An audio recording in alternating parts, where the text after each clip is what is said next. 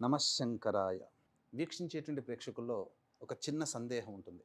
మార్చి 19వ తారీఖు రోజున ఉగాది జరుపుకుంటున్నాం కదా! మరి ముందు రోజు బుధవారం నాడు అమావాస్య అయింది. ఆ ముందు రోజున మంగళవారం అయింది. మంగళ, శనివారాలు అమావాస్య సమయంలో ఇంటిని శుభ్రపరచుకోలేం. మరి ఎప్పుడు శుభ్రపరచుకోవాలి? పూజా మందిరం కానీ, ఇల్లు కానీ ఎలా శుభ్రపరచుకోవాలనే మీమాంస చాలామందికి ఉంటుంది.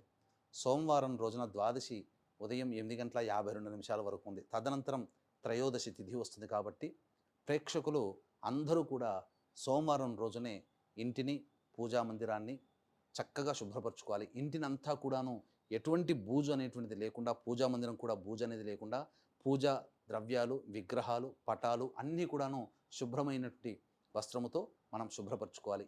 ఇంటిని కడుక్కోవడం కూడా సోమవారం రోజునే చేయాలి. ఇంటినంతా కూడాను కడిగిన తర్వాత 19వ తారీఖు రోజున మాత్రం ఇల్లంతా తుడిచిన తర్వాత స్నానం